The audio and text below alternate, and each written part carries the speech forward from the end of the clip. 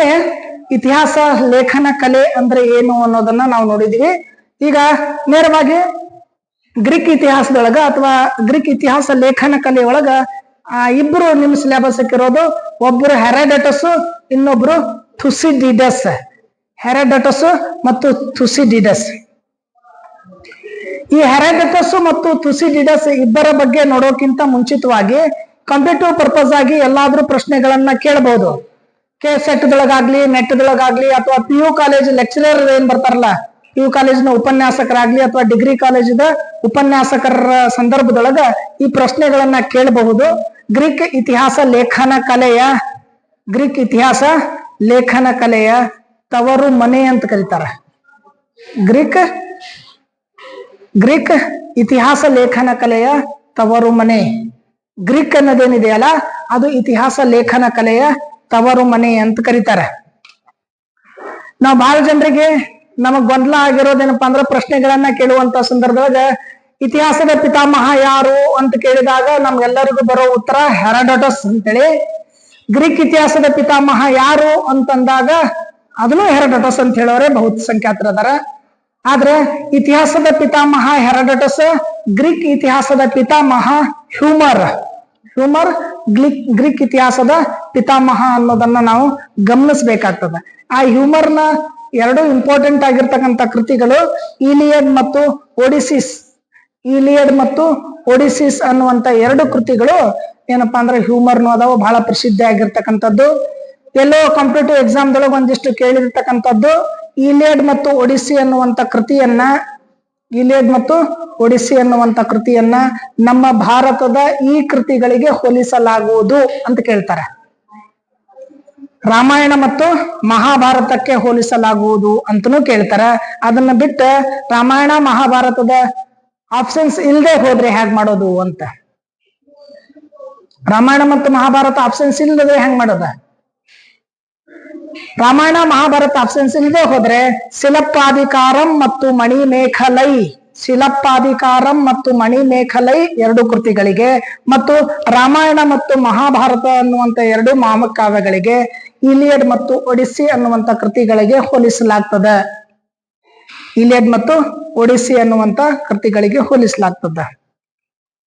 ಇತಿಹಾಸದ ಲೇಖನ ಕಲೆಯನ್ನ ಪ್ರಾರಂಭ ಮಾಡಿರ್ತಕ್ಕಂಥ ಮೊಟ್ಟ ಮೊದಲದವರು ಯಾರು ಅಂತಂದ್ರೆ ಗ್ರೀಕರು. ಅದಕ್ಕೆ ಇತಿಹಾಸ ಲೇಖನ ಕಲೆಯ ತವರು ಮನೆ ಅಂತ ನಾವು ಗ್ರೀಕ್ ಅನ್ನ ಕರಿತೀವಿ. ಇರ್ಲಿ, ನಾವು ಈಗ ನೇರವಾಗಿ ಇತಿಹಾಸದ ಪಿತಾಮಹ ಅಂತ ಕರಿತೀವಲ್ಲ, ಹೆರಾಡಟಸ್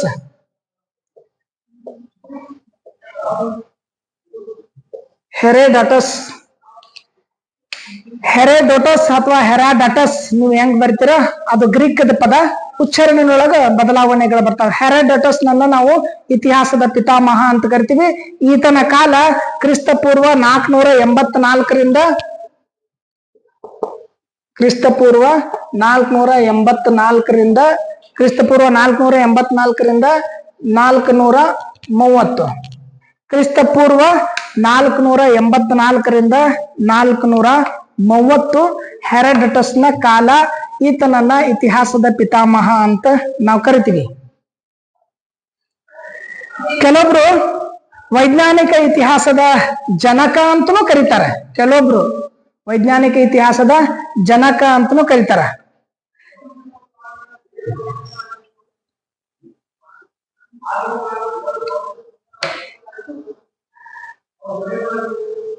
ಗ್ರೀಕ್ ಇತಿಹಾಸ ದಂತಕಥೆ ಅಲ್ಲ, ಇದು ಒಂದು ಸಂಶೋಧನೆ ಅನ್ನೋದನ್ನು ಹೆರಾಡಟಸ್ ಹೇಳ್ತಾನೆ.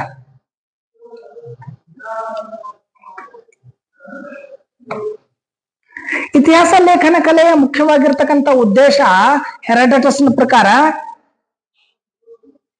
ನಮಗೆ ಅರಿವಿಲ್ಲದ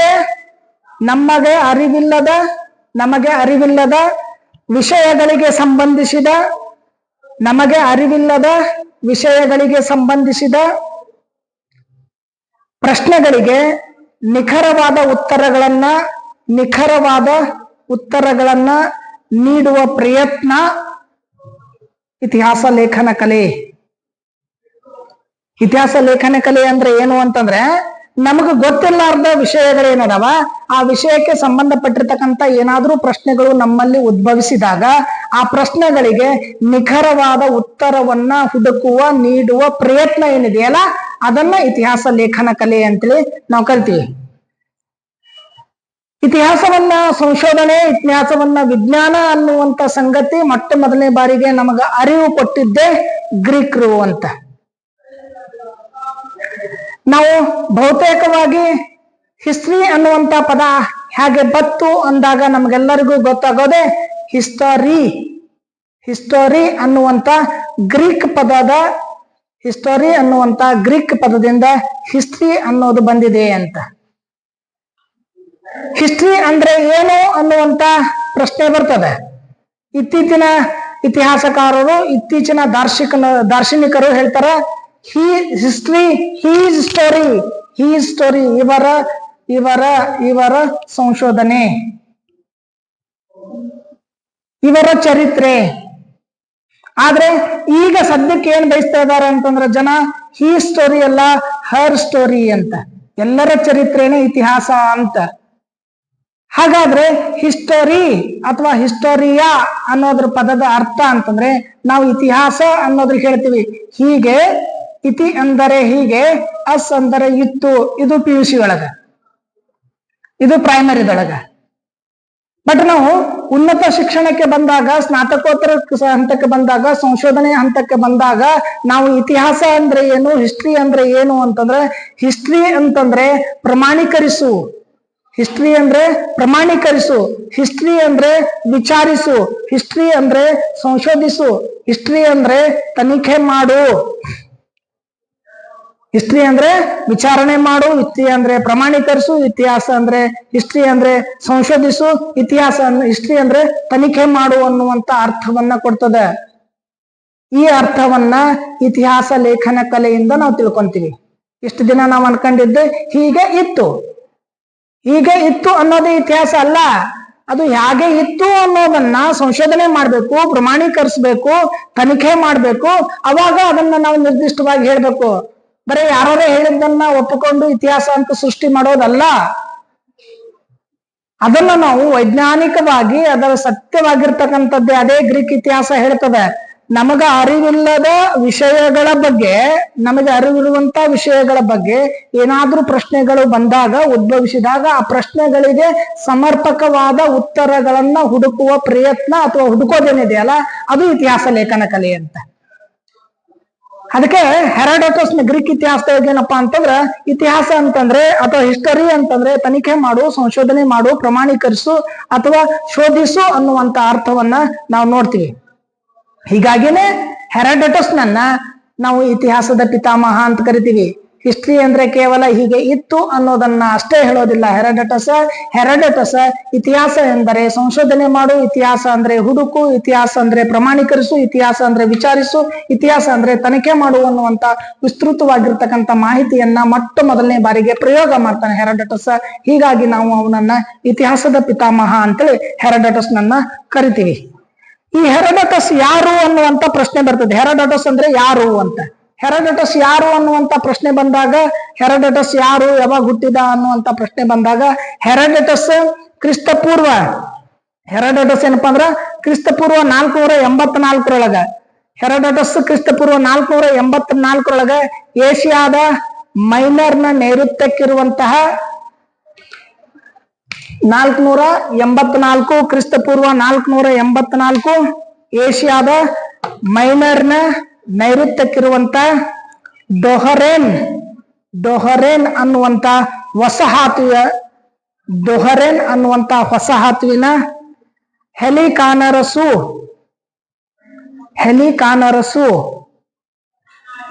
ಹೆರಾಡೋಟಸ್ 400 ಕ್ರಿಸ್ತಪೂರ್ವ 484ರೊಳಗೆ ಏಷ್ಯಾದ ಮೈನರ್ನ ನೈಋತ್ಯಕ್ಕಿರುವಂತ ಡೊಹರೇನ್ ವಸಾಹತುವಾದ ಹೆಲಿಕಾನರಸು ಅನ್ನುವಂತ ಪ್ರದೇಶದೊಳಗ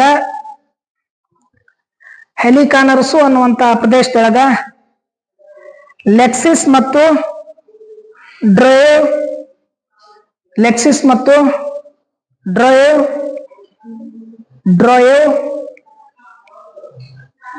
ड्रयो और रोहो रोहियो रोहियो ಅನ್ನುವಂತ ತಂದೆ ತಾಯಿಗೆ ಜನಿಸ್ತಾನೆ. ಇವನಿಗೆ ಥಿಯೋಡೋರ್ ಅನ್ನುವಂತ ಒಬ್ಬ ಸಹೋದರನು ಇರ್ತಾನೆ.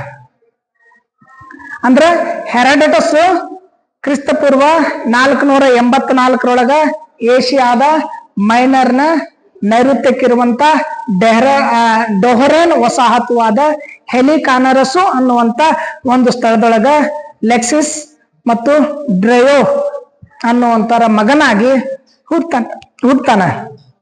ಇವನಿಗೆ ಥಿಯೋಡೋರ್ ಅನ್ನುವಂತ ಒಬ್ಬ ಸಹೋದರ ಇರ್ತಾನೆ. ಈ ಹೆರಾಡಟಸ್ ಆರಂಭದೊಳಗ ಏನಪ್ಪಾ ಅಂತಂದ್ರ ಗ್ರೀಕ್ ಸಾಹಿತ್ಯದ ಬಗ್ಗೆ ಸಾಕಷ್ಟು ಒಲವನ್ನ ಹೊಂದಿರ್ತಾನ. ಗ್ರೀಕ್ ಸಾಹಿತ್ಯ ಮತ್ತೆ ಅದಕ್ಕೆ ಸಂಬಂಧಪಟ್ಟಿರ್ತಕ್ಕಂಥ ವ್ಯಾಕರಣವನ್ನ ಕಲಿತಾನೆ.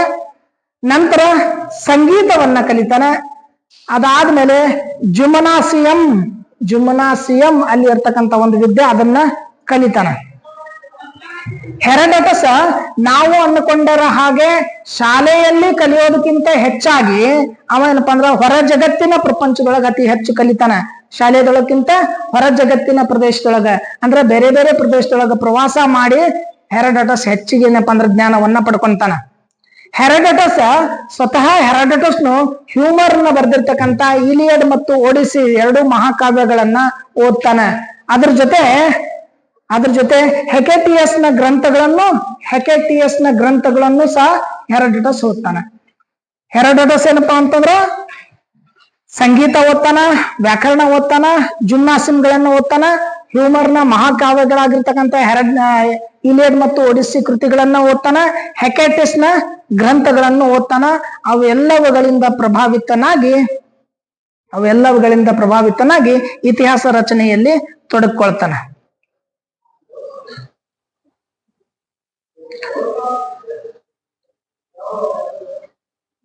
ಹೆರಾಡಟಸ್ ಕ್ರಿಸ್ತಪೂರ್ವ 484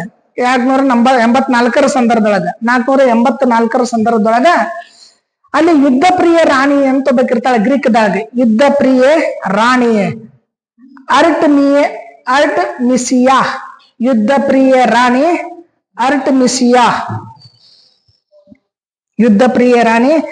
ಅರ್ಟಮಿಸಿಯಾ ಅನ್ನುವಂಥವಳು ಆ ಗ್ರೀಕ್ ನಗರದ ಮುಖ್ಯಸ್ಥೆ ಆಗಿರ್ತಾಳೆ. ಅಂದ್ರೆ ಹೆರಾಡಟಸ್ ಹುಟ್ಟಿರ್ತಕ್ಕಂಥ ಸಂದರ್ಭದೊಳಗ ಕ್ರಿಸ್ತಪೂರ್ವ 484 ಗ್ರೀಕ್ ಪ್ರದೇಶವನ್ನ ಆಳ್ತಕ್ಕಂಥ ಅದರ ಮುಖ್ಯಸ್ಥೆ ಯಾರಾಗಿದ್ಲು ಅಂತಂದ್ರೆ ಯುದ್ಧ ಪ್ರಿಯ ರಾಣಿ ಅರ್ಟಮಿಸಿಯಾ ಅನ್ನುವಂಥವಳು ಆಗಿರ್ತಾಳೆ ಅಂತ. ಅವಳ ಮೊಮ್ಮಗ ಲಿಗ್ ಡಮಾಸ್ ಅನ್ನುವಂಥವ ನಿರಂಕುಶ ಪ್ರಭು ಆಗಿರ್ತಾನೆ.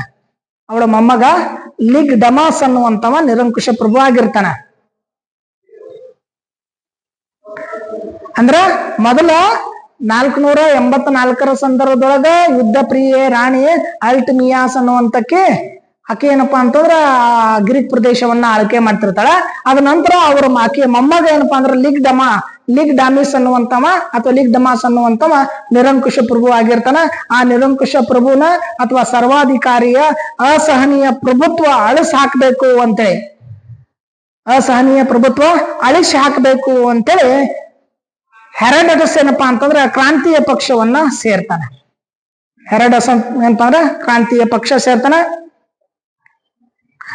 ಆ ಕ್ರಾಂತಿ ಪಕ್ಷಕ್ಕೆ ಸೇರಿದ ಉದ್ದೇಶ ಏನಾಗಿತ್ತು ಅಂತಂದ್ರೆ ನಿರಂಕುಶ ಪ್ರಭುತ್ವವನ್ನ ಕಿತ್ತು ಹಾಕ್ಬೇಕು ಅಂತ. ಆ ಕ್ರಾಂತಿಯ ಪಕ್ಷ ಏನೈತಿಲ್ಲ, ಆ ಕ್ರಾಂತಿಯ ಪಕ್ಷ ನಾಯಕ ಯಾರಾಗಿದ್ರು ಅಂದ್ರೆ ಹೆರಾಡಟಸ್ನ ಮಾವ ಆಗಿದ್ದಂತ. ಆ ಕ್ರಾಂತಿಯ ಪಕ್ಷದ ನಾಯಕ ಆಗಿದ್ದ. ಆ ಕ್ರಾಂತಿಯ ಪಕ್ಷದ ನಾಯಕ ಆಗಿದ್ರಿಂದ ನಿರಂಕುಶ ಪ್ರಭುವಾಗಿರ್ತಕ್ಕಂಥ ಲಿಗ್ ಡಾಮಿಸ್ ಅನ್ನುವಂತವ ಆ ಕ್ರಾಂತಿ ಪಕ್ಷದ ನಾಯಕ ಅಂದ್ರೆ ಹೆರಾಡಟಸ್ನ ಮಾವನನ್ನೇನಪ್ಪಾ ಅಂದ್ರ ಬಂಧಿಸ್ತಾರೆ.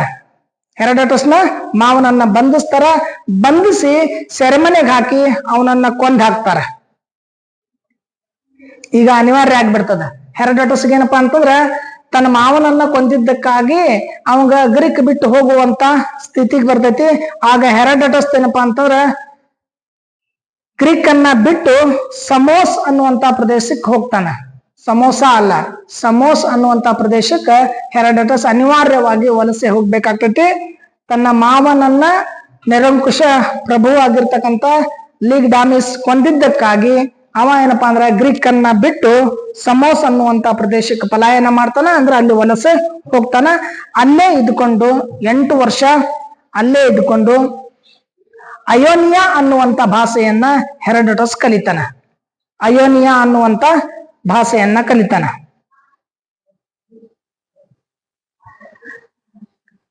ಸಮೋಸ್ ಅನ್ನುವಂತ ಪ್ರದೇಶದೊಳಗ 8 ವರ್ಷ ಕಳೆದ ಅಂತಂದ್ರೆ ಅದಕ್ಕೆ ಹೇಳ್ತಾರೆ ಹೆರೋಡೋಟಸ್ ಶಾಲೆ ಒಳಗ ಕಲ್ತಿದ್ದಕ್ಕಿಂತ ಹೆಚ್ಚು ಹೊರ ಜಗತ್ತಿನೊಳಗ ಅಂದ್ರೆ ದೇಶ ಅದಕ್ಕೆ ಹೇಳ್ತಾರ ದೇಶವನ್ನ ಸುತ್ತಬೇಕು, ಕೋಶವನ್ನ ಓದ್ಬೇಕು ಅಂತ ಜ್ಞಾನ ಬಹಳ ಸಿಗ್ತದ ಅಂತ. ಶಾಲೆ ಒಳಗ ಕಲ್ತಿದ್ಕಿಂತ ಪಠ್ಯೇತರ ಚಟುವಟಿಕೆ ಹೆಚ್ಚಿನ ಜ್ಞಾನ ಬರ್ತದ ಅಂತ. ಹೆರೋಡೋಟಸ್ ಗ್ರೀಕ್ ಬಿಟ್ಟು ಸಮೋಸ್ ಬಂದ್ಮೇಲ ಸಮೋಸದೊಳಗೆ 8 ವರ್ಷ ಇದ್ಕೊಂಡು ಅಲ್ಲಿ ಏನಪ್ಪಾ ಅಂದ್ರ ಅಯೋನಿಯಾ ಅನ್ನುವಂತ ಭಾಷೆಯನ್ನ ಕಲಿತಾನ. ಆಮೇಲೆ ಅವ್ನ್ ಗೊತ್ತಾಗ್ತದ ದೇಶ ಸುತ್ತೋದ್ರಿಂದ ಸಾಕಷ್ಟು ಜ್ಞಾನ ಬರ್ತದ ಅಂತೇಳಿ ಅವಾಗ ಏನಪ್ಪಾ ಅಂತಂದ್ರೆ ದೇಶ ಸಂಚಾರವನ್ನ ಮಾಡಕ್ ಪ್ರಾರಂಭ ಮಾಡ್ತಾನ. ದೇಶಗಳ ಸಂಚಾರವನ್ನ ಪ್ರಾರಂಭ ಮಾಡಾಕ್ತಾನ. ಹೆರೋಡೋಟಸ್ ಈಜಿಪ್ತಿಗೆ ಹೋಗ್ತಾನ. ಆಮೇಲೆ ಸುಸೋಓ ಅನ್ನುವಂತ ರಾಷ್ಟ್ರಕ್ಕೆ ಹೋಗ್ತಾನ. ಸುಸೋಓ ಈಜಿಪ್ತ, ಸುಸೋಓ ಕಬಟಾರ, ಕ್ರಿಮಿಯಾ, ಸಿರಿಯಾ ಮತ್ತು ಲೀಬಿಯಾ. ಕ್ರಿಮಿಯಾ, ಸಿರಿಯಾ ಮತ್ತು ಲೀಬಿಯಾ ಅನ್ನುವಂತ ಪ್ರದೇಶಗಳಿಗೆ ಏನಪ್ಪಾ ಅಂದ್ರೆ ಹೆರೋಡೋಟಸ್ ಹೋಗ್ತಾನ, ಸಂಚಾರ ಮಾಡ್ತಾನ. ಸಂಚಾರ ಮಾಡಿ ಅಲ್ಲಿ ಅಪಾರವಾಗಿರ್ತಕ್ಕಂಥ ಜ್ಞಾನವನ್ನ ಪಡ್ಕೊಳ್ತಾನ. ಹೆರೋಡೋಟಸ್ ತನ್ನ ಜೀವನದೊಳಗೆ ಹೆರೋಡೋಟಸ್ ಸ್ವತಃ ಹೇಳ್ಕೊಳ್ತಾನ ಅಥೆನ್ಸ್ ಅನ್ನೋದೇನಿದೆಯಲ್ಲ ಅದು ಆತನ 2ನೆಯ ಜನ್ಮಸ್ಥಾನ ಅಂತ. ಅಥೆನ್ಸ್ ಅನ್ನೋದು ಹೆರೋಡೋಟಸ್ನ 2ನೇ ಜನ್ಮಸ್ಥಾನ ಅಂತ ಕರ್ಕಂತಾನ. ಅಥೆನ್ಸ್ 2ನೇ ಜನ್ಮಸ್ಥಾನ ಅಂತ ಕರಿತಾನ. ಆ ಅಥೆನ್ಸ್ನೊಳಗ ಪೆರಿಸ್ಲಿಸ್ನ ಆಸ್ಥಾನದೊಳಗ 4 ವರ್ಷ ಹೆರೋಡೋಟಸ್ ಇರ್ತಾನ. ಅಥೆನ್ಸ್ನ ಪೆರಿಸ್ಲಿಸ್ನ ಆಸ್ಥಾನದೊಳಗ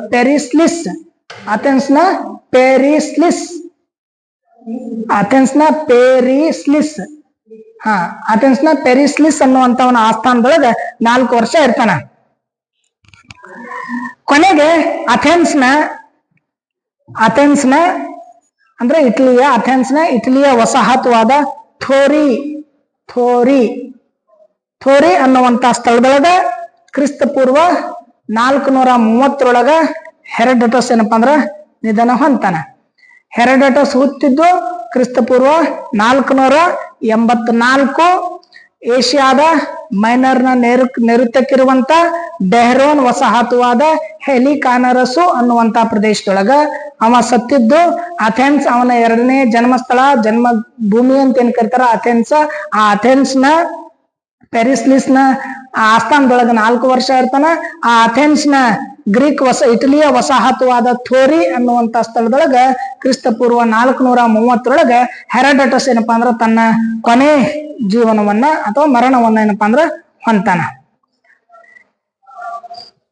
ಹೆರೋಡೋಟಸ್ ಏನಪ್ಪಾ ಅಂತಂದ್ರ ಹೆರೋಡೋಟಸ್ನ ಕೃತಿಗಳನ್ನ ನಾವು ಮುಖ್ಯವಾಗಿ 3 ಪರ್ವಗಳಲ್ಲಿ ನೋಡ್ತೀವಿ. ಹೆರೋಡೋಟಸ್ನ ಕೃತಿಗಳಲ್ಲಿ ಏನಪ್ಪಾ ಅಂದ್ರೆ ನಾವು 3 ಪರ್ವಗಳಲ್ಲಿ ನಾವು ನೋಡ್ತೀವಿ. 1ನೇ ಪರ್ವ ಏನೈತಲ್ಲ ಅದು ಸೈರಸ್ನಿಗೆ ಸಂಬಂಧ. ಸೈರಸ್ ಮತ್ತು 1ನೇ ಪರ್ವ ಏನೈತಲ್ಲ ಅದು ಸೈರಸ್ನಿಂದ ಹಿಡ್ಕೊಂಡು ಕಾಂದೇಸಿಸ್ನ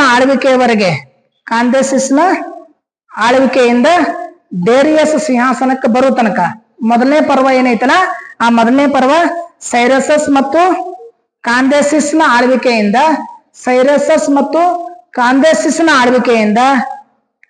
ಡೇರಿಯಸ್ ಸಿಂಹಾಸನಕ್ಕೆ ಬರೋ ತನಕ 1ನೇ ಹಂತ ಅಂತ ಕರಿತೀವಿ ಅಥವಾ 1ನೇ ಪರ್ವ ಅಂತ ಕರಿತೀವಿ. 2ನೇ ಪರ್ವ ಏನೈತಲ್ಲ ಅದು ಡೇರಿಯಸ್ನ ಆಳ್ವಿಕೆ ಮಾತ್ರ ಸೀಮಿತವಾಗಿರ್ತಕ್ಕಂಥದ್ದು, ಅದು 2ನೇ ಪರ್ವ ಅಂತ ಕರಿತೀವಿ. 3ನೇ ಪರ್ವ ಏನಿದೆಯಲ್ಲ ಅದು 3ನೇ ಪರ್ವ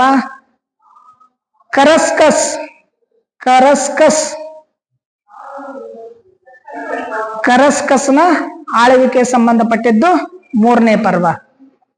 ಅಂದ್ರ ಹೆರಾಡೋಟಸ್ ನ ಕೃತಿಗಳಲ್ಲಿ ನಾವು 3 ಪರ್ವ ಮಾಡ್ಕೊಂತೀವಿ, 3 ಭಾಗಗಳನ್ನಾಗಿ ಅಥವಾ 3 ಕಾಲಘಟ್ಟಗಳನ್ನಾಗಿ ಹೇಳ್ತೀವಿ. ಮೊದಲನೇ ಕಾಲಘಟ್ಟ ಏನಿದೆಯಲ್ಲ ಅದು ಸೈರಸ್ ಮತ್ತು ಕಾಂದೇಸಿಸ್ ನ ಆಳ್ವಿಕೆಯಿಂದ ಪ್ರಾರಂಭ ಆಗ್ತೈತಿ. ಡೇರಿಯಸ್ ಸಿಂಹಾಸನಕ್ಕೆ ಬರುವ ತನಕನು 1 ಭಾಗ ಅಂತ ಮಾಡ್ಕೊಂತೀವಿ. 2ನೇ ಭಾಗ ಏನೈತಲ್ಲ ಅದು ಡೇರಿಯಸ್ ನ ಆಳ್ವಿಕೆ, ಅಲ್ಲಿ ಡೇರಿಯಸ್ ನ ಆಳ್ವಿಕೆ ತನಕ 1 ಭಾಗ ಇತ್ತು.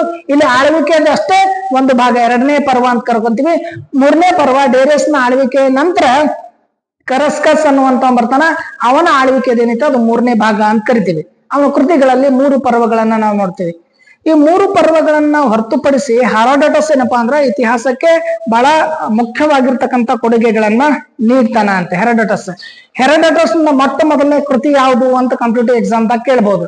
ನಾವೆಲ್ಲರಿಗೂ ಹೆರಾಡೋಟಸ್ ನ ಮೊದಲನೇ ಕೃತಿ ಯಾವುದು ಅಂದ್ರೆ ನಾವೆಲ್ಲರೂ ಹಿಸ್ಟರಿನ ಅಂತೀವಿ. ಹಿಸ್ಟರಿನೇ ಅಂತೇವೆ. ಹಿಸ್ಟರಿ ಅವನ ಮೊದಲ ಕೃತಿಯಲ್ಲ. ಅವನ ಮೊದಲ ಕೃತಿ Greco Asiatic relations for the Greco Asiatic relations from the region of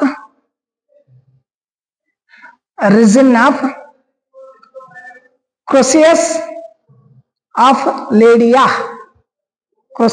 of Lydia. Greco-Asiatic relations from the region of Croesus of Lydia ಅನ್ನುವಂತ ಕೃತಿ ಒಂದು ಮೊದಲನೆಯ ಕೃತಿ ಅಂತ ನಾವು ಕರಿತೀವಿ.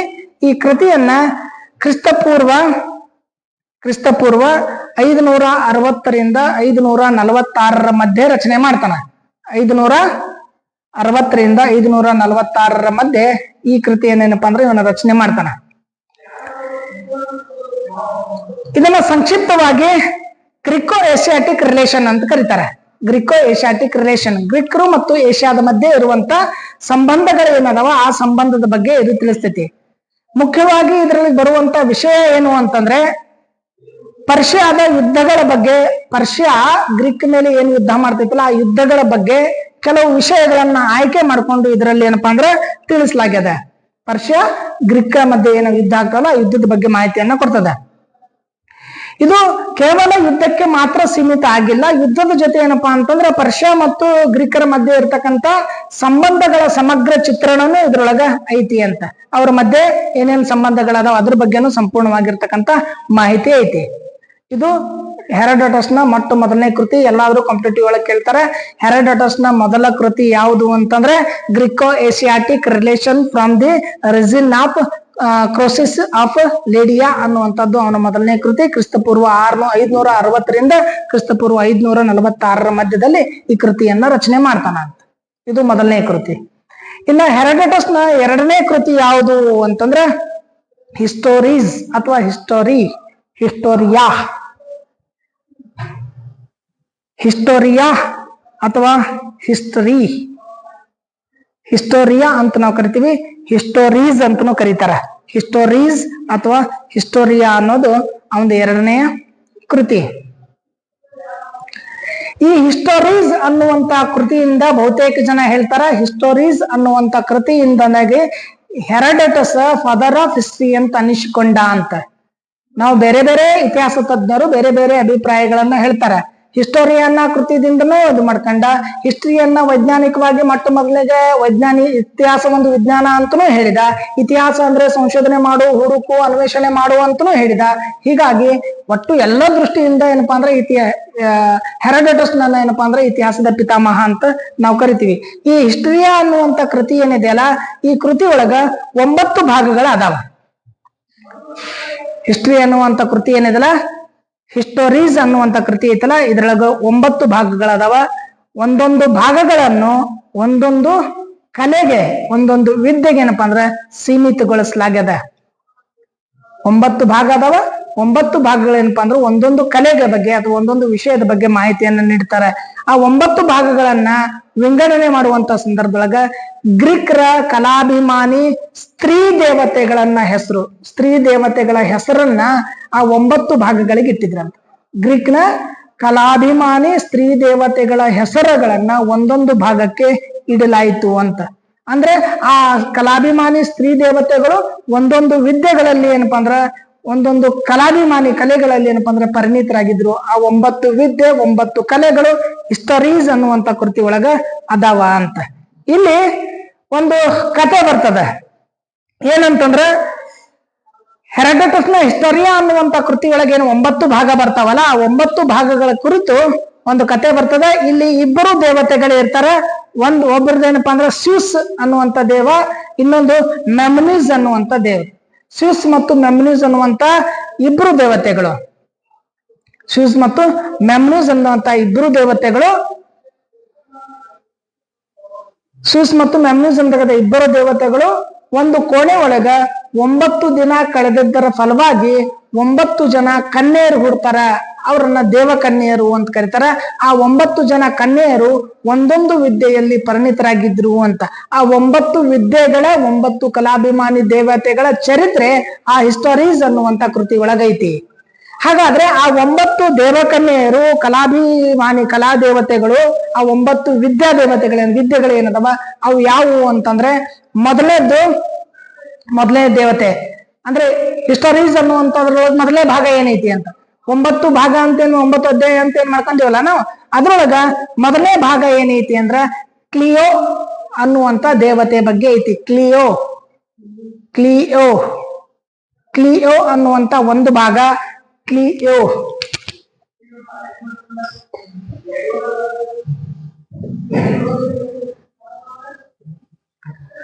ಗ್ರೀಕ್ದೊಳಗ ಕ್ಲಿಯೋ ಅಂದ್ರೆ ಏನು ಅಂದ್ರೆ ಇತಿಹಾಸ ಅಂತ. ಕ್ಲಿಯೋ ಅಂದ್ರೆ ಏನು? ಇತಿಹಾಸ. ಅಂದ್ರೆ ಹೆರಡಟಸ್ನ ಹಿಸ್ಟರೀಸ್ ಅನ್ನುವಂತ ಕೃತಿಯ ಮೊದಲ ಭಾಗ ಏನೈತಿ ಅಂತಂದ್ರ, ಮೊದಲನೇ ಭಾಗದೊಳಗ ಕ್ಲಿಯೋನ್ ಬಗ್ಗೆ ಐತಿ. ಕ್ಲಿಯೋ ಅನ್ನುವಂತ ದೇವತೆ ಬಗ್ಗೆ, ಹೆಣ್ಣು ದೇವತೆ ಬಗ್ಗೆ ಐತಿ, ವಿದ್ಯಾ ದೇವತೆ ಬಗ್ಗೆ ಐತಿ. ಅದು ಯಾವ ವಿದ್ಯಾ ದೇವತೆ ಅಂತಂದ್ರೆ ಕ್ಲಿಯೋ ಅಂತಂದ್ರೆ ಇತಿಹಾಸವನ್ನ ಇರುವಂತ ಭಾಗ. ಇತಿಹಾಸದಂದ್ರೆ ಹಿಸ್ಟೋರಿಯಾಸ್ ಅನ್ನುವಂತ ಕೃತಿ ಒಳಗ ಇತಿಹಾಸ ಅನ್ನೋದು ಐತಿ ಅಂತ. ಇನ್ನ ಎರಡನೇ ಭಾಗ ಅಥವಾ ಎರಡನೇ ದೇವತೆ ಯಾರು ಅಂದ್ರೆ ಯುಟರ್ಪಿ.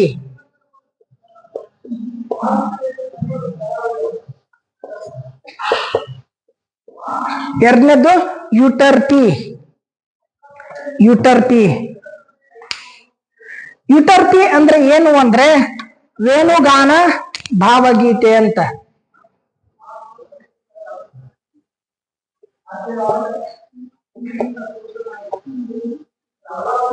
ವೇಣುಗಾನ ಮತ್ತು ಭಾವಗೀತೆಗಳ ದೇವತೆ.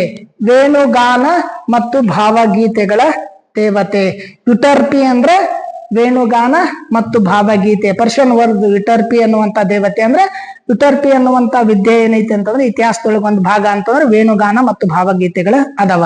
ಅಂದ್ರ ಇತಿಹಾಸ ಐತಿ, ವೇಣುಗಾನ ಮತ್ತು ಭಾವಗೀತೆ ಐತಿ. ಮೂರನೇ ದೇವತೆ ಯಾರು ಅಂದ್ರ, ಮೂರನೇ ಭಾಗ ಯಾವುದು ಅಂದ್ರ ಥಾಲಿಯ.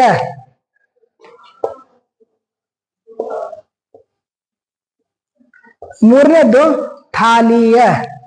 ಥಾಲಿಯ ಅಂದ್ರೆ ಹರ್ಷ ನಾಟಕ. ಥಾಲಿಯ ಅಂದ್ರ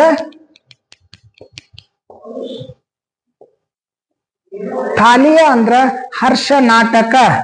ಹರ್ಷ ನಾಟಕಗಳು ಈ ಮೂರನೇ ಭಾಗದೊಳಗ ಅದಾವ. ಥಾಲಿಯ ಅನ್ನುವಂತ ದೇವತೆ ಅಂದ್ರ ಹರ್ಷ ನಾಟಕಕ್ಕೆ ಸಂಬಂಧಪಟ್ಟಿರ್ತಕ್ಕಂಥ ಭಾಗ ಅಂತೇಳಿ ಹರ್ಷ ನಾಟಕ ಐತಿ. ನಾಲ್ಕನೇ ಭಾಗ ಮೆಲ್ಟೋಮಿನ್.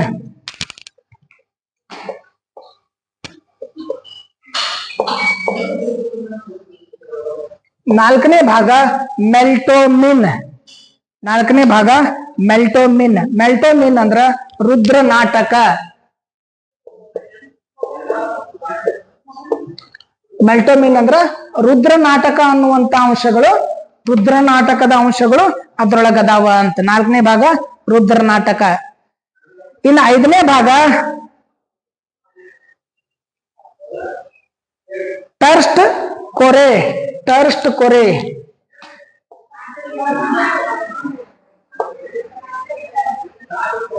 ಟರ್ಸ್ಟ್ ಕೊರೆ ಅನ್ನುವಂತ ದೇವತೆ ಅಥವಾ ಭಾಗ ಟರ್ಸ್ಟ್ ಕೊರೆ. ಟರ್ಸ್ಟ್ ಕೊರೆ ಅಂದ್ರ ಭಾವಗೀತೆ ಮತ್ತು ನರ್ತನ.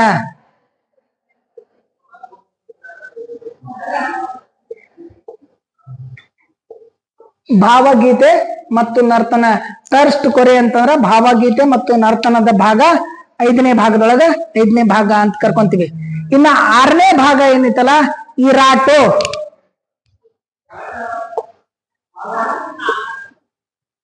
5ನೇ ಭಾಗ ಇರಾಟೋ. 5ನೇ ಭಾಗ ಇರಾಟೋ. ಇರಾಟೋ ಅಂದ್ರೆ ಏನಂದ್ರ ಪ್ರೇಮ ಕಾವ್ಯಗಳು.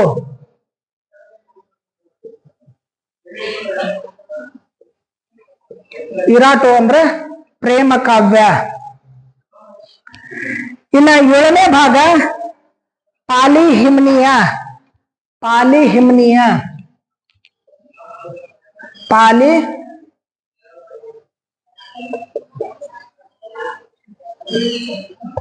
ಪಾಲಿಹಿಮ್ನಿಯ. ಪಾಲಿಹಿಮ್ನಿಯ ಅಂದ್ರ ಅಣುಕು ಕಲೆ.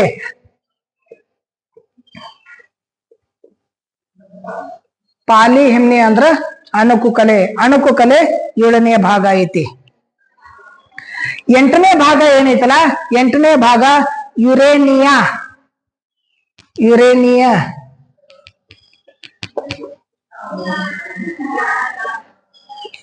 ಯುರೇನಿಯಾ ಅನ್ನೋದು 8ನೇ ಭಾಗ. ಯುರೇನಿಯಾ ಅಂತಂದ್ರೆ ಜ್ಯೋತಿಷ್ಯ.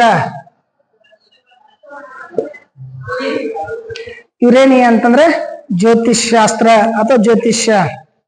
ಜ್ಯೋತಿಷ್ಶಾಸ್ತ್ರ ಅಥವಾ ಜ್ಯೋತಿಷ್ಯ. ಇನ್ನ 9ನೇ ಭಾಗ ಅಂತಂದ್ರೆ ಕ್ಯಾಲಿಯೋಪಿ. ಕ್ಯಾಲಿಯೋಪಿ.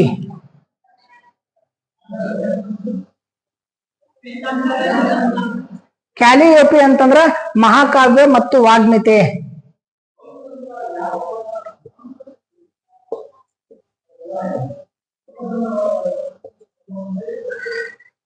ಕ್ಯಾಲಿಯೋಪಿ ಅಂತಂದ್ರ ಮಹಾಕಾವ್ಯ ಮತ್ತು ವಾಗ್ಮಿತೆ. ಅಂದ್ರ ಹೆರಾಡಟಸ್ ನ ಹಿಸ್ಟಾರೀಸ್ ಅನ್ನುವಂತ ಕೃತಿ ಏನೈತಲ್ಲ ಆ ಹಿಸ್ಟಾರೀಸ್ ಅನ್ನುವಂತ ಕೃತಿ 9 ಭಾಗಗಳಲ್ಲಿ 9 ದೇವಕನ್ಯೆಯರ 9 ವಿದ್ಯೆಗಳ ಒಂದು ಸಮ್ಮಿಲನ ಏನೈತಲ್ಲ ಅದು ಹಿಸ್ಟಾರೀಸ್ ಅನ್ನುವಂತ ಕೃತಿ ಒಳಗೈತಿ. ಬರೀ ಇಷ್ಟ ಐತೇನು? ಇಲ್ಲ. ಇದರ ಜೊತೆ ಏನೈತೆ ಅಂದ್ರ ಗ್ರೀಕ್ ಮತ್ತು ಪರ್ಷಿಯನ್ರ ಮಧ್ಯೆ ಏನೈತಲ್ಲ ಅದೆಲ್ಲ ಸಂಬಂಧಗಳ ಮಾಹಿತಿನೂ ಈ ಹಿಸ್ಟಾರೀಸ್ ಅನ್ನುವಂತ ಕೃತಿ ಒಳಗೈತಿ. ಅಂದ್ರೆ ಹಿಸ್ಟ್ರಿ ಇತಿಹಾಸ ಅಂತ ಏನಿದ್ರೆ ಇದ್ರೊಳಗೈತಿ.